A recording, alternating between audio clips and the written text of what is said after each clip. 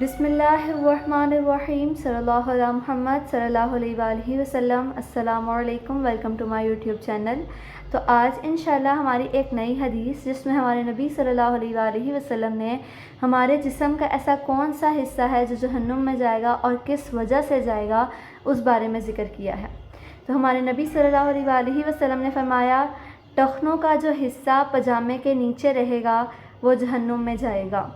یہ حدیث مردوں کے لیے ہے کہ ہمارے نبی صلی اللہ علیہ وآلہ وسلم نے فرمایا کہ ان کے پجامے کا جو حصہ ٹخنوں سے نیچے رہے گا وہ حصہ جہنم میں جائے گا، اور عورتوں کے لیے یہ ہے کہ پجامے کا جو حصہ ٹخنوں سے اوپر رہے گا وہ حصہ جہنم میں جائے گا۔ یعنی ہمارے نبی صلی اللہ علیہ وآلہ وسلم کے دور میں لوگ اس بات پر عمل کرتے ہوتے تھے کہ مردوں کا جو پجامے کا حصہ تھا وہ ٹخنوں سے اوپر رہتا تھا اور عورتوں کا ٹخنوں سے نیچے رہتا تھا، اور اب ہمارے دور میں یہ بات بالکل ہی اپوزٹ ہو چکی ہے۔ مردوں کا جو پجامے کا حصہ اوپر ہونا چاہیے وہ آج نیچے ہوتا ہے، اور عورتوں کا جو نیچے ہونا چاہیے وہ اوپر ہوتا ہے۔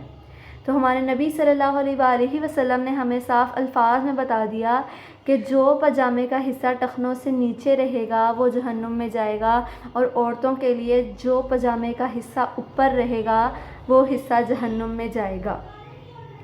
تو ہمیں اپنے پہننے اوڑھنے کا خیال رکھنا چاہیے۔ ہمارے اسلام نے جس طرح ہمیں پہننے اوڑھنے کی تمیز سکھائی ہے، ہمیں اسی میں رہ کر اپنے لباس کا اہتمام کرنا چاہیے۔ ٹھیک، اب ہمارے لیے یہ ہے کہ ہم ٹخنوں سے جو اوپر ہمارا حصہ ہوگا وہ جہنم میں جائے گا، تو ایسا نہیں کرنا چاہیے۔ جس طرح ہمارے نبی نے تعلیم کر دی ہمیں اس پر عمل کرنا چاہیے۔ ایک دفعہ حضرت عبداللہ رضی اللہ تعالیٰ عنہ مسجد میں داخل ہو رہے تھے، وہاں پہ سب لوگوں کی جوتیاں پڑی تھیں، لیکن حضرت محمد صلی اللہ علیہ وآلہ وسلم کی اندر سے آواز آئی، اجلسو، بیٹھ جاؤ، یعنی وہ ترتیب دے رہے تھے سب کو مسجد کے اندر بیٹھنے کی۔ تو حضرت عبداللہ نے بس سنا اجلسو یعنی بیٹھ جاؤ، تو حضرت عبداللہ جوتیوں والی جگہ پر بیٹھ گئے۔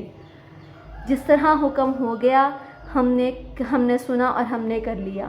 وَسَمِعْنَا وَأَطَعْنَا، ہم نے سنا اور ہم نے کر لیا۔ ہمیں بھی ایسا ہی کرنا چاہیے۔ ہم بھی ہمارے نبی آخری نبی، اللہ کے محبوب، دونوں کائنات کے سردار حضرت محمد صلی اللہ علیہ وآلہ وسلم کی امتی ہیں، تو ہمیں بھی ان باتوں کا خیال رکھنا چاہیے۔ ہمیں بھی ان کے فرمان پہ منوعاً عمل کرنا چاہیے۔